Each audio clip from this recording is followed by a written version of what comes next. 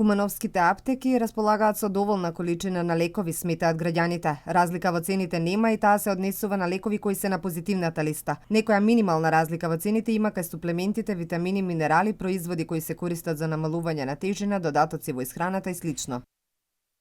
Па ја мислим дека су снабдени. Кад потражу ја за мене лично, увек си земо. Цените дали се исти во сите аптеки? Пошто ја цените плаќам ги, попуст немам на ниедно лекче. За очи прифатно, за притисак тие работе, немам попуст на ништо тие и си ги купуи се. Дали нашите аптеки се доволно снабдени? Дали секогаш бивате услужени?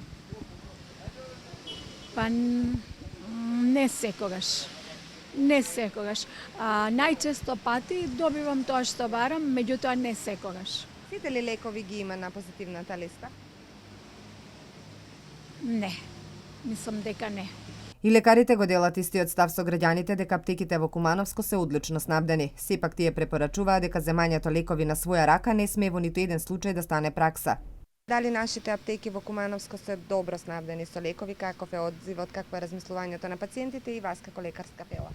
Да, па во последни години, значи пациентите се згрижени, терапија има доволно, значи се што е на позитивна листа го наоѓаат, така да нема некои проблеми. Треба пациентите да земаат терапија издадена од матичен лекар на рецепт, никако на своја рака, посебно за пациенти од хроничен карактер. Значи, пациентите треба да се дисциплинирани, редовно да ја земаат својата препишана терапија, се со цел, значи, болеста да се контролира, да не дојде до влошување на самата ситуација. Инаку денеска е 25 септември, Светскиот ден на фармацевтите. Темата на одбележување на Светскиот ден на фармацевтите годинава е фармацевт, вашиот партнер во здравјето. Употребата на лековите е тесно поврзана со фармацијата, фармацевските знаења и искуства, од каде произлегува и незаменливата улога на фармацевтите во нивното откривање, произведување и снабдување, се вели во соопштенијата од Фармацевската комора на Македонија.